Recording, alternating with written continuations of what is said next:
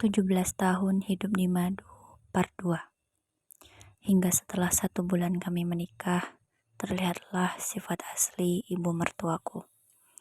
Dia dengan kasar menarik bajuku dan dengan sengaja menjatuhkanku hingga menjambak rambutku.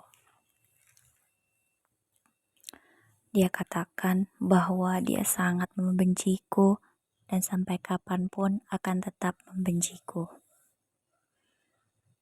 Aku hanya bisa syok, terdiam, menangis, dan meminta maaf apa salahku. Ibu mertuaku bilang dia tidak pernah merestui kami, dia hanya ingin melihat anaknya bahagia. Setiap hari dia memukulku, menjambak, dan menyuruhku melakukan semua pekerjaan rumah tanpa henti. Makan pun aku hanya pakai nasi putih saja. Setiap hari aku dihina dan dicaci maki oleh ibu mertuaku.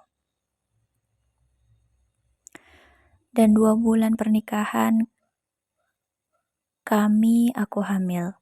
Namun aku harus tegar menerima kenyataan bahwa bayiku cacat dan akan membahayakan aku dan bayiku. Sehingga aku harus merelakan bayiku diambil. Dan aku harus KB selama 5 tahun.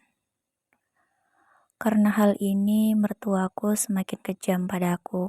Dia semakin memperlakukan aku seperti binatang. Bahkan dia mengurungku di kamar pembantu. Ketika melihatku, dia selalu menyakiti aku, memukul, menghina, dan merendahkan aku. Bagaimana bisa aku bertahan dengan perbuatan seperti itu? Ketika di hadapan suamiku, mertuaku tampak baik, menyayangi aku, dan menjagaku. Sungguh aku ingin melaporkan semua yang aku alami, namun aku tidak sanggup. Melihat seorang anak akan membenci ibunya, dan dia akan menjadi anak durhaka. Hingga kupendam semua perlakuan mertuaku selama ini. Hingga 3 tahun berlalu, aku disiksa seperti biasa. Entah aku merasa sudah kebal dengan semua ini. Tapi kali ini tidak hanya fisik dan harga diriku yang dia lukai, tapi cinta dan hatiku dia hancurkan dengan berkata, "Bujuk suamimu untuk menikah dengan Ria, wanita pilihan yang selama ini dijodohkan." Bagai disambar petir, karena aku tidak bisa memberi momongan, aku harus mau di madu. Dengan ketidakberdayaanku, aku berusaha membujuk suamiku dan memaksanya. Walau dia berkali-kali bilang bahwa dia tidak ingin berpoligami dan menyakiti aku.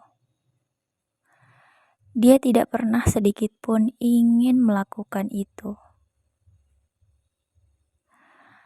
Dengan terpaksa suamiku menikahi wanita itu. Bahagialah ibu mertuaku. Selama pernikahan itu, dia mengatakan bahwa aku adalah pembantu rumah tangga. Sehingga maduku itu tidak pernah tahu kenyataan yang sebenarnya. Aku hanya bisa menangis dan mencoba ikhlas. Hingga suatu ketika aku ketahui fakta bahwa aku sebenarnya lanjut part 3.